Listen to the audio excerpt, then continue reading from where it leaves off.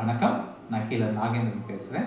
இன்றைக்கி நாம் பார்க்க போகிறது பஞ்சபூதங்கள்னா என்ன, அந்த பஞ்சபூதங்கள் நம்ம உடலில் வந்து எந்தெந்த விரல்களோட தொடர்புடையது, முத்திரைனா என்ன அப்படிங்கிறத பார்ப்போம். பஞ்சபூதங்கள் வந்துட்டு நீர், நிலம், நெருப்பு, காற்று, ஆகாயம், இந்த மூலங்கள் எல்லாமே வந்துட்டு பஞ்சபூதங்கள்னு சொல்லுவோம். இது வந்துட்டு நம்ம உடம்புல மோதிரங்கள் வந்து நிலம் மூலகத்தோடு தொடர்புடையது. நம்ம உடம்புல நிலம் மூலகம் எது அப்படின்னு பார்த்தீங்கன்னா சதை, எலும்பு, நர்வஸ் சிஸ்டம், தோல், இதெல்லாம் வந்து நிலம் மூலகத்தோடு தொடர்புடையது. அடுத்து நீர் மூலகம், சுண்டு விரல் வந்து நீர் மூலகத்தோடு தொடர்புடையது.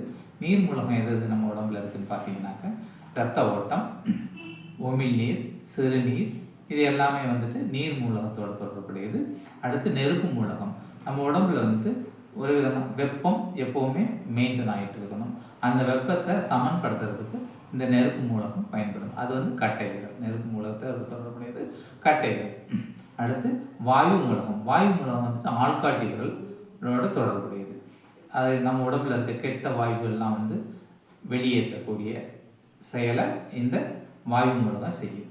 அடுத்து ஆகாய மூலகம், நடுவிரல். ஆகாய மூலகம் என்ன அப்படின்னு பார்த்தீங்கன்னா, ஆகாயம் அப்படின்னு சொன்னாவே வந்து வெற்றிடம். அந்த வெற்றிடம் வந்து நம்ம உடம்புல வந்து பல இடங்களில் வந்து வெற்றிடம் இருக்குது. அந்த வெற்றிடம் வந்து சரியான அளவில் இருக்கணும். அது வந்து இந்த நடுவிரலில் வச்சு நம்ம முத்திரை செய்யும்போது அந்த வெற்றிடம் வந்து சமநிலையில் இருக்கும்.